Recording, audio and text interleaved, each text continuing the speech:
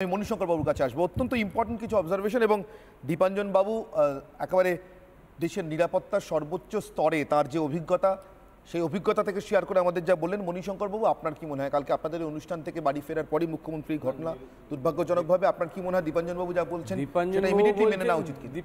দীপাঞ্জন বাবু যে সেক্টরে কাজ করেছেন আর কি, সেটাকে উনি ভালো ভাবেন বা অন্য সেক্টরকে অতটা, মানে আমি যেমন আমি যদি আইনজীবী হয় আমি মনে করি আমি সেরা আইনজীবী আর অন্য কিছু নেই, ফলে ওই কনফ্রন্টেশন আমি যাচ্ছি না।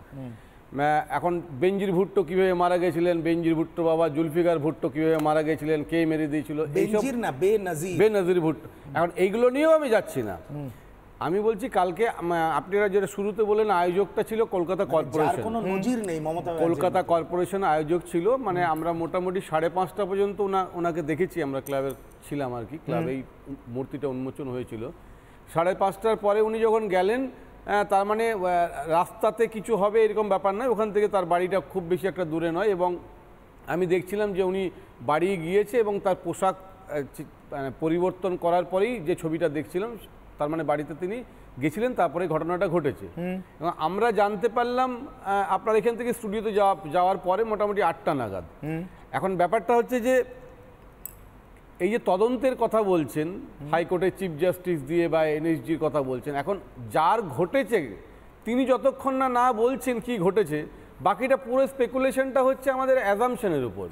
ফলে যতক্ষণ পর্যন্ত মমতা দিদি কিছু না বলছেন কিভাবে ঘটলো, ফলে এই স্পেকুলেশনগুলো বিভিন্ন মিডিয়ায় বিভিন্নভাবে বলা হচ্ছে, এটা তো আমার খুব আপত্তি। মানে ঠেলে দিয়েছে সেটা কিন্তু আমরা মমতা দিদির মুখ থেকে শুনিনি। আরেকটা কথা বলবো, আপনি কন্টিনিউ করবেন। আপনার মনে হয় রাজ্যের স্বাস্থ্যমন্ত্রী, পুলিশ মন্ত্রী এবং স্বরাষ্ট্রমন্ত্রী ট্রিটমেন্ট করছেন যে ডাক্তাররা, তারা তার সঙ্গে ভালো করে কথা বলে তার কথা ভালো করে না বুঝে মেডিকেল বুলেটিন এটা লিখে দিলেন, ঠেলে ফেলে দিয়েছে পিছন থেকে? না, এটা নিয়ে কোনো সংশয় থাকার জায়গা তারা রাখবেন? 5বার আমি একটা অভিজ্ঞতা শেয়ার করছি, জাস্ট অভিজ্ঞতা মণিশঙ্কর বাবু, মানে দর্শকদেরও জানা দরকার। কালকে আমাদের এক সহকর্মী প্রথম এটা স্পট করেন কিভাবে, গোটা বাংলা গোটা ভারতের সবাই শুনেছে যখন এই কনফারেন্সটা হচ্ছিল, প্রেস কনফারেন্সটা মণিময়বাবু যখন বলছিলেন, সৃজিতা আমার সহকর্মী এই স্টুডিও থেকে কালকে ওই প্রেস কনফারেন্সটা অ্যাজ অ্যান অ্যাঙ্কার তিনি ছিলেন, তিনি টিস্ট করেন, তিনি শুনছিলেন, তিনি প্রথম আমাদের অফিসের হোয়াটসঅ্যাপ গ্রুপে লেখেন কি বললেন, এটা পুশ ফ্রম বাহাইন্ড।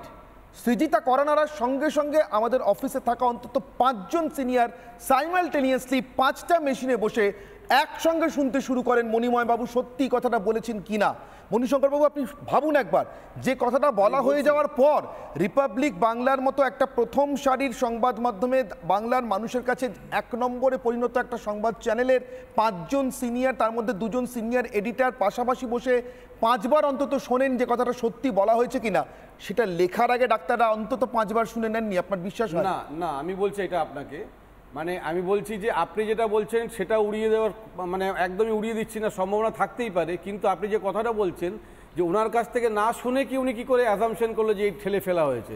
যখন মার্ডার হয় কেউ, তখন মার্ডারে কিন্তু কিভাবে মার্ডার হয়েছে ডাক্তাররা বলে দেয়, মানে মানে মানে গতি প্রকৃতি দেখে, মানে যেটা কাটিং হয়েছে সেটা লোহাতে হয়েছে না কাঠে হয়েছে, সেটা কিন্তু জুরিসপ্রুডেন্স আছে। ডাক্তারদের কিন্তু খুব কম্পিটেন্ট ডাক্তার হলে তারা কিন্তু বলে দিতে পারে না শুনেই, এটা সম্ভাবনাটা আছে, এটা আইনে আছে এবং আমরা দেখেছি। ফলে আমি যেটুকু বলবো, আমার একটা বিটার এক্সপিরিয়েন্স মানে পিজি সম্পর্কে, আমি বলবো যে দেখুন, যিনি আঘাত পেয়েছেন তিনি কিভাবে আঘাত পেয়েছেন, কারোর উপর যদি অ্যালিগেশন থাকে, তিনি যতক্ষণ না বলছে ততক্ষণ তো কোনো কেস হওয়ার সম্ভাবনা থাকে না।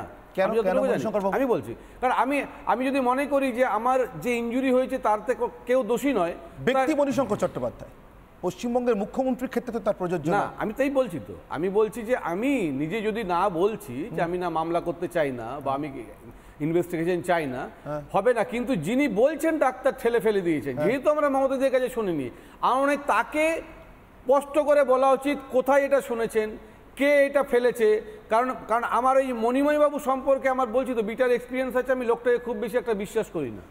পিজিতে উনি থাকুন মানে আছেন, অনেক দিন ধরে আছেন, কিন্তু এই লোকটার মানে বিভিন্ন সময় বিভিন্ন রকম যে বার্তাগুলো দেন তার মধ্যে অনেকটা কনফ্লিক্ট থাকে। এটা কি আপনার সুব্রত মুখোপাধ্যায় জনিত কোনো? আমি দেখেছি, আমি বিভিন্ন জায়গায় ফলে আমি দেখেছি যে উনার কনফ্লিক্ট অফ ভার্সন, না কনফ্লিক্ট অফ ভার্সন আমার খুব একটা ভালো লাগে না। ফলে একটা মুখ্যমন্ত্রীর একটা সিরিয়াস ব্যাপার, সারা পৃথিবীর প্রধানমন্ত্রী ওখানে ওখানে দ্রুত আরোগ্য কামনা করছেন, এরকম একটা জায়গায় উনি যে কথাগুলো বলছেন, ওনাকে স্পষ্ট করে বলতে হবে মিডিয়াতে যে আপনি কার কাছে শুনেছেন না, ডাক্তারি পরিভাষায় দেখে আপনি অ্যাজাম্পশন করেছেন যে ঠেলে না দিলে এরকম ধরনের কাট ইঞ্জুরি হয় না। বেশ, আমি শুরু করব দীপাঞ্জনবাবু আপনার কাছ থেকে।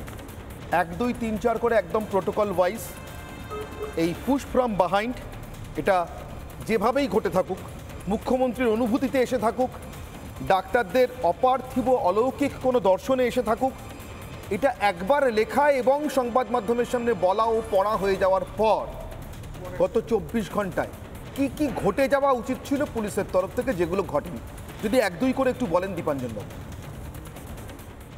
আমি অনির্বাণ একটা জিনিস দিয়ে শুরু করছি। 1959 থেকে 1969 এই 10 বছরের শাসনকালে ফ্রান্সের রাষ্ট্রপতি চার্লস দ্য গল, এটা ঐতিহাসিকভাবে সত্য, ওনার উপর 31টা অ্যাটেম্প্ট হয়েছে, লাইফ অ্যাটেম্প্ট। এবং পরবর্তীকালে ফ্রান্সের ইন্টেলিজেন্স ডিপার্টমেন্ট তারা একটা ভয়াবহ রিপোর্ট পেশ করেছে, যে 31টার মধ্যে 4টি অ্যাটেম্প্ট ছিল অরিজিনাল, বাকি 27টা চার্লস দ্য গল নাকি নিজেকে বীর প্রমাণ করার জন্য সাজিয়েছিলেন। আমি এর সঙ্গে কিন্তু বাংলার কোনো ঘটনা বা কারোর আঘাত প্রবণতা বা দুর্ঘটনা প্রবণতা তার কোনো যোগসূত্র দেখতে পাচ্ছি না। তোমরা যদি দেখে থাকো তোমাদের নিজের দায়িত্বে দেখো। গতকাল আমি বারবার তোমাদের চ্যানেলে এক্সপ্লেন করেছি, আমি আবার বলছি যে কতগুলো এখানে ব্রেক। আমি জানি না এটা শুনতে পাচ্ছি যে কোনো ব্যক্তি নাকি ঢুকেছিল, তো সেই ব্যক্তিকে ঢুকতে দেওয়া হলো কেন? কি উনি ধাক্কা মারবার জন্য অপেক্ষা করছিলেন? আর কোনো ব্যক্তি যদি ঢোকেন, উনি কি ভেবেছেন যে কোনো ভিআইপি কে ধাক্কা মেরে, কারণ তার তো লক্ষ্য ছিল যে সেই ব্যক্তিটিকে ভিআইপি কে যতটা সম্ভব আঘাত করা, এমনকি মৃত্যু অবধি পৌঁছিয়ে দেওয়া, তো উনি কি ওটা ধাক্কা মেরেই সম্পন্ন করতে চেয়েছিলেন? এত সরল সহজ একটা তত্ত্ব খাড়া করা হচ্ছে, কোনো একটি স্কেপগোট ধরে আনা হবে, কিছুদিন পরে তার কোনো খবর পাওয়া যাবে না। ব্যাপারটা হচ্ছে খুব পরিষ্কার। প্রথমত সিকিউরিটি ব্রিচ হলো, এবং ভয়াবহ সিকিউরিটি ব্রিচ। কেউ ঢুকে থাকুক বা না থাকুক, বাড়ি থেকে কেউ ধাক্কা মেরেছে কিনা সেটা তদন্ত সাপেক্ষ। এই অবস্থায় যদি কোনো মানুষ ঢুকে থাকে বা ভেতর থেকে অন্তর্ঘাত হয়ে থাকে, যে তত্ত্ব চলছে বাজারে, যদি সেটা সত্য হয়, কলকাতা পুলিশ এবং পশ্চিমবঙ্গ পুলিশ, এই দুই পুলিশের প্রধানরা ইমিডিয়েট তাদের পদত্যাগ করা উচিত, বা রাজ্য সরকারের উচিত তাদের ক্লোজ করে তাদেরও তদন্তের আয়ত্তাধীনে নিয়ে আসা। দ্বিতীয়, বারবার যেখানে সিকিউরিটি ব্রিচ হচ্ছে, এবং সেটা কখনো ওনার কনভয়ে, কখনো হেলিকপ্টারে, কখনো গাড়িতে, কখনো বাড়িতে, ওনার এন্টার সিকিউরিটির যে টিমটাকে তাদের ইমিডিয়েটলি সাসপেন্ড করা উচিত, যা এখানে আইপিএস অফিসার থাকুক, কনস্টেবল থাকুক, এবং তাদের তদন্তে আনা উচিত। প্রথম কথা আমি কালকে বলেছিলাম যে প্রথমত সব থেকে বেশি মুখ্যমন্ত্রী যেটা দরকার সুস্থ হওয়া এবং নিরাপদ থাকার জন্য, সেটা হচ্ছে ওনাকে কেন্দ্রীয় সরকার এনএসজি প্রোটেকশন দিক, কোনো প্যারামিলিটারি ফোর্স নয়, অনলি এনএসজি। তাহলে দেখবে এই দুর্ঘটনাগুলো একদম জিরো হয়ে যাবে। বেশ বেশ, এনএসজি প্রোটেকশনের কথা বলছেন দীপাঞ্জনবাবু। দীপাঞ্জনবাবু আর কিছু দেখো, এখন এনএসজি প্রোটোকল আসলে কিন্তু এই জিনিসগুলো এসে যাবে, যেটা দেখলাম কালকে মুখ্যমন্ত্রী যদি চোট পেয়ে থাকেন, কিভাবে সেটা বিতর্কের যোগ্য, কিন্তু তারপরে 1 ঘন্টা লাগলো তাকে হসপিটালে নিয়ে যেতে। উনি একজন ব্যক্তির গাড়িতে বসে গেলেন, এইরকম যার চোট, যার সেরিব্রাল কনকাশন হওয়ার সম্পূর্ণ সম্ভাবনা, রক্তক্ষরণ হচ্ছে, তাকে কি ছবি তোলানোর জন্য নিয়ে যাওয়া হলো, যে যতক্ষণ ছবি তোলা না হবে, সোশ্যাল মিডিয়ায় না যাবে, ততক্ষণ রক্তটাকে পোছাও হবে না, ফার্স্ট এড হবে না? নাকি ফার্স্ট এডের জন্য ব্যান্ডেজ হয়ে গেলে সেই ছবির ইম্প্যাক্ট কম হবে? কে ছবি তুলেছিল হসপিটালে? এই যে ব্যাপারগুলো, একজন ডাক্তার নেই, বাড়িতে কেন ফার্স্ট এড হলো না? একজন ডাক্তার, 2 জন সহকারী, 2 জন সেম ব্লাড গ্রুপের লোক, 5 জনের টিম থাকা দরকার, তারা কোথায় ছিল? অ্যাম্বুলেন্স কোথায় ছিল? এগুলো এনএসজি কভার হলে কিন্তু কোনো চান্স নেই, কেউ কিছু করতে পারবে না, বিকজ এনএসজি কলকাতা পুলিশ বা রাজ্য পুলিশকে রিপোর্ট করবে না, তারা সরাসরি কেন্দ্রীয় সরকারকে। বাংলার মুখ্যমন্ত্রীর প্রাণের নিরাপত্তার জন্য আমি দাবি জানাচ্ছি ওনাকে এনএসজি কভার দেওয়া হোক, এবং পুরো ঘটনা হাইকোর্টের কোন সিটিং জাজকে দিয়ে তদন্ত করা হোক, অথবা সিবিআই। বেশ।